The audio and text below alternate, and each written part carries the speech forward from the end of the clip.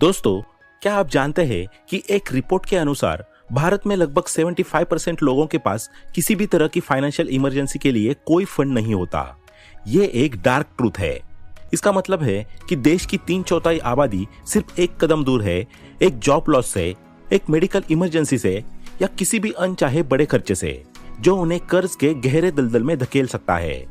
सोचिए, आज के जमाने में एक प्राइवेट हॉस्पिटल में किसी आम बीमारी के लिए 3-4 दिन भर्ती होने से बिल 1.5 से 2 लाख रुपए तक पहुंच जाता है। और हम सब जानते हैं कि जिंदगी में मुश्किलें बताकर नहीं आती। फिर भी हम एक ऐसे दौर में जी रहे हैं जहां अमीर दिखना अमीर होने से ज्यादा जरूरी हो गया है। क्रेडिट कार्ड्स, EMIs और बाय नाउ पे लेटर के ऑप्शंस ने एक ऐसा मायाजाल बना दिया है जहां लाखों की कार, हजारों के आईफोन और ब्रांडेड कपड़े रखना बहुत आम बात है। भले ही बैंक अकाउंट में अगले महीने का रेंट देने के पैसे ना हो। ये एक फाइनेंशियल ट्रैप है, एक ऐसा चक्रव्यूह जिसमें घुसना आसान है पर निकलना लगभग नामुमकिन। तो इस चक्रव्यूह को तोड़ने का रास्ता क्या है? जवाब है 10 लाख रुपए। जी हाँ, 10 लाख रुपए। ये सिर्फ एक नंबर नहीं है, ये आपकी फाइनेंशियल आजादी का पहला और सबसे जरूरी माइलस्टोन है। ये वो सुरक्षा कवच है जो आपको जिंदगी की 99% फाइनेंशियल इमरजेंसी से बचाता है। आज इस वीडियो में हम जानेंगे कि कैसे 10 लाख रुपए की नेटवर्थ आपकी जिंदगी को हमेशा के लिए बदल सकती है और वहां तक पहुंचने का स्टेप बाय स्टेप प्लान क्या है। सबसे पहले नेटवर्थ का असली मतलब समझते हैं और सबसे पहले एक बहुत बड़े कंफ्यूजन को दूर करते हैं। बैंक में 10 लाख होना और 10 लाख की नेटवर्थ होने में जमीन आसमान का फर्क है। बिल्कुल वैसे ही जैसे एक बॉडी बिल्डर और एक मोटे आदमी में फर्क होता है। नेटवर्थ का सिंपल सा फॉर्मूला है, आपके सारे एसेट्स जो पैसा बनाते हैं माइनस आपकी सारी लायबिलिटीज जो पैसा ले जाते हैं इज इक्वल टू आपकी असली नेटवर्थ। इसे एक रियलिस्टिक एग्जांपल से समझते हैं। मिलिए 2 दोस्तों से, प्रिया और समीर। प्रिया एक सॉफ्टवेयर इंजीनियर है और उसकी मंथली सैलरी 1.5 लाख रुपए है। प्रिया के बैंक अकाउंट में 2 लाख रुपए है। उसने 20 लाख रुपए की एक नई SUV ली है जिसकी अभी वैल्यू 18 लाख रुपए है। उसके पास लेटेस्ट आईफोन है जिसकी कीमत 1.5 लाख रुपए है। अब प्रिया के पास टोटल 2 लाख रुपए बैंक में है, 18 लाख रुपए की कार है और 1.5 लाख रुपए का फोन है, मतलब टोटल 21.5 लाख रुपए। लेकिन अब प्रिया की लायबिलिटीज देखते हैं। उसने 16 लाख रुपए का कार लोन लिया हुआ है। उसके क्रेडिट कार्ड्स पर 2 लाख रुपए का बिल आउटस्टैंडिंग है जो उसने यूरोप ट्रिप पर खर्च किए थे। तो उसकी लायबिलिटीज है 16 लाख रुपए का कार लोन और 2 लाख रुपए का credit card bill, total 18 lakh रुपए। तो प्रिया की नेटवर्थ हुई 21.5 lakh assets minus 18 lakh liabilities is equal to 3.5 lakh रुपए। यानी अगर सही मायने में देखें तो प्रिया की असली नेटवर्थ सिर्फ 3.5 लाख रुपए ही है, बाकी सब लायबिलिटी है। अब आते हैं समीर पर। समीर एक स्कूल टीचर है और उसकी मंथली सैलरी सिर्फ 50,000 रुपए है। समीर के बैंक अकाउंट में 50,000 रुपए है। उसने सेकंड हैंड कार ली थी जिसकी अब कोई वैल्यू नहीं है। वो पब्लिक ट्रांसपोर्ट यूज करता है। उसने म्यूचुअल फंड्स में 8 लाख रुपए इन्वेस्ट किए हुए हैं और उसके पास 20,000 रुपए का फोन है। तो समीर के पास 50,000 रुपए बैंक में है, 8 लाख रुपए म्यूचुअल फंड्स में है और 20,000 का फोन है, मतलब टोटल 8.7 लाख रुपीज। समीर पर कोई लोन नहीं है। उसने कभी क्रेडिट कार्ड यूज नहीं किया, इसीलिए उसकी टोटल लायबिलिटीज है 0। तो समीर की टोटल नेटवर्थ हुई 8.7 लाख रुपीज। तो देखा आपने, प्रिया जो समीर से 3 गुना ज्यादा कमाती है और जिसका लाइफस्टाइल इतना फ्लैशी है, उसकी असली दौलत समीर से आधे से भी कम है। अब देखते हैं कि क्यों 10 लाख एक नंबर से कहीं ज्यादा है। यह एक साइकोलॉजिकल टर्निंग पॉइंट है। तो चलिए इसे 3 पॉइंट के थ्रू डिटेल में समझते हैं। Point number 1, mindset shift. इसमें आप कंज्यूमर से इन्वेस्टर बनते हैं। सोचिए, जब आपके पास 50,000 होते हैं तो आपका दिमाग क्या सोचता है? चलो एक नया फोन ले लेते हैं या गोवा का ट्रिप प्लान करते हैं। आपका दिमाग उस पैसे को खर्च करने के तरीके ढूंढता है। लेकिन जिस दिन आपकी नेटवर्थ 10 लाख क्रॉस करती है, आपका ब्रेन एक अलग ही मोड में चला जाता है। आप उस पैसे को देखकर ये नहीं सोचते कि इससे क्या खरीदूं, बल्कि आप सोचते हैं इससे और पैसा कैसे बनाऊं, कौन सा म्यूचुअल फंड अच्छा रिटर्न देगा, क्या मैं एक छोटी सी प्रॉपर्टी में इन्वेस्ट कर सकता हूं। और ये शिफ्ट अचानक नहीं आता। 0 से 10 लाख तक पहुंचने की जर्नी आपको इतना कुछ सिखा देती है कि आपका कैरेक्टर ही बदल जाता है। आपकी पेशेंस रखने की स्किल बढ़ जाती है, आपको डिसिप्लिन समझ आ जाता है और आपको कंपाउंडिंग की पावर दिखने लगती है। एक बार जब आप 10 लाख के गोल को अचीव कर लेते हैं तो आपको आगे के गोल्स इजी लगने लगते हैं। चार्ली मंगर, जो वॉरेन बफेट के राइट हैंड थे, वो कहते थे, the first $1 lakh is a pain but you have to do it. India के कॉन्टेक्स्ट में पहले 10 लाख सेव करना सबसे मुश्किल है, लेकिन एक बार आपने ये कर लिया तो अगले 10 लाख उससे भी कम समय में आप अचीव कर लेंगे, क्योंकि अब आप अकेले मेहनत नहीं कर रहे, आपका पैसा भी आपके लिए 24 घंटे काम कर रहा है। तो अब तक हमने साइकोलॉजी की बात की, चलिए अब प्योर मैथमेटिक्स और लॉजिक की बात करते हैं कि 10 लाख रुपए आपके लिए कैसे एक गेम चेंजर साबित हो सकता है। Point number 2, the power of big capital. इसे एक एग्जांपल से समझते हैं। रजत और करण दोनों कंटेंट क्रिएटर्स बनना चाहते हैं। रजत के पास सेव किए हुए 1 लाख रुपए है।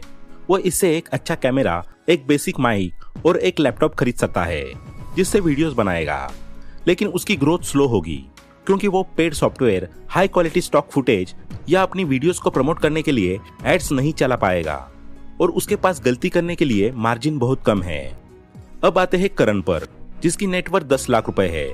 करण एक high quality camera, professional lighting, editing के लिए एक पावरफुल कंप्यूटर और प्रीमियम सॉफ्टवेयर खरीद सकता है, लेकिन इसके बाद भी उसके पास काफी कैपिटल बचेगा जिससे वो एक फ्रीलांस एडिटर हायर कर सकता है ताकि वो कंटेंट पर फोकस कर सके।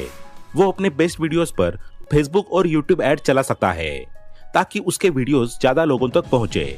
वो एक एक्सपर्ट से एसईओ और मार्केटिंग के लिए कंसल्ट कर सकता है। तो देखा आपने, बड़ा कैपिटल आपको सिर्फ बेहतर टूल्स ही नहीं देता, ये आपको स्पीड, स्केल और एक्सपेरिमेंट करने की आजादी देता है। आप छोटे मोटे रिस्क ले पाते हो जो आपको बहुत आगे ले जा सकते हैं।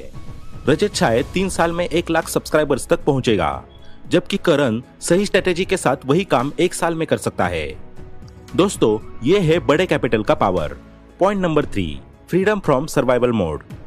इमेजिन कीजिए आप एक ऐसी जॉब में हैं जहां आपका बॉस रोज आपको जलील करता है। काम का प्रेशर इतना है कि आपकी मेंटल हेल्थ खराब हो रही है, लेकिन आप जॉब छोड़ नहीं सकते क्योंकि अगले महीने घर का रेंट देना है, बाइक की ईएमआई जानी है, घर खर्च है, आप फंसे हुए हैं। इसे कहते हैं सर्वाइवल मोड। अब इमेजिन कीजिए आपके पास बैंक में 10 लाख रुपए की नेटवर्थ है। अब आप उसी सिचुएशन में हैं। आपका बॉस आप पर चिल्लाता है, लेकिन इस बार आपके अंदर एक अलग कॉन्फिडेंस है। आप डरते नहीं हैं। आप शांति से अपना रिजिग्नेशन लेटर देते हैं और कहते हैं, sir thank you for the opportunity. ये कॉन्फिडेंस कहाँ से आया? ये आया उन 10 लाख रुपए से। ये आपका इमरजेंसी शील्ड है। आपको पता है कि अगर आपको अगले 6 महीने तक कोई जॉब नहीं भी मिली तो भी आप आराम से अपना घर चला सकते हैं। ये आपको ऑप्शंस की पावर देता है। आप एक टॉक्सिक जॉब को नो कह सकते हैं।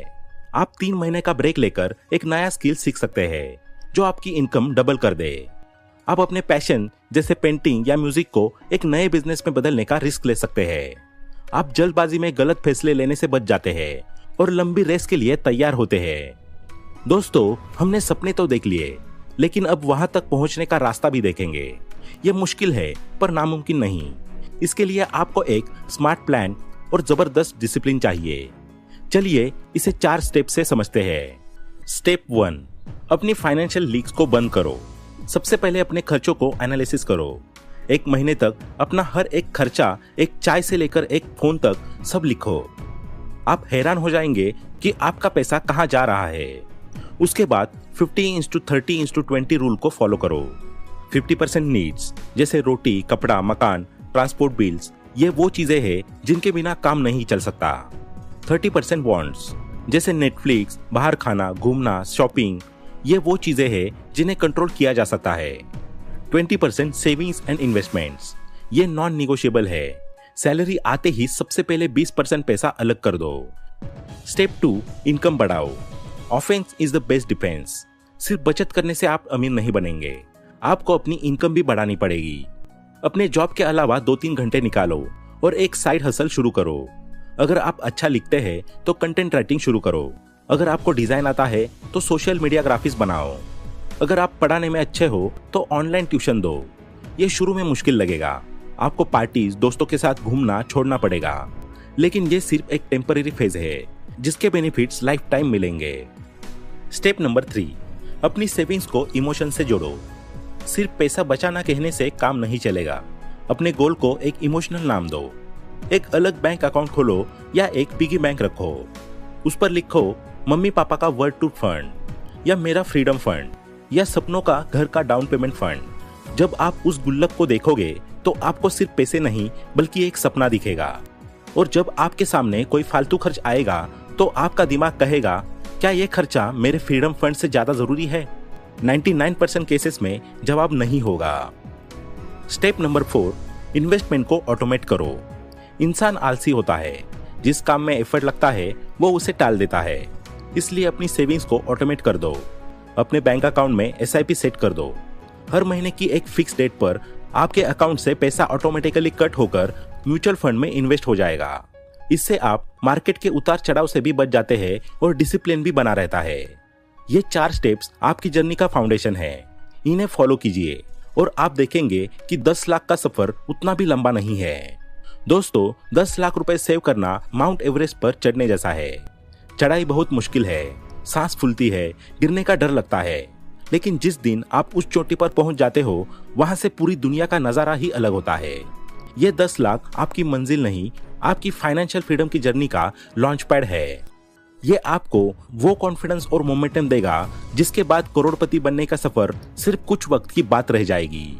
तो आज से, अभी से अपना पहला फाइनेंशियल माइलस्टोन 1 करोड़ नहीं बल्कि 10 लाख रुपए रखो। ये अचीवेबल है, ये सेंसिबल है और ये आपकी लाइफ बदल सकता है। तो दोस्तों, आज के इस वीडियो में इतना ही। आशा करते हैं कि आपको ये वीडियो पसंद आया होगा। वीडियो पसंद आया हो तो लाइक करें, शेयर करें और चैनल को सब्सक्राइब करना ना भूलें। Thanks for watching.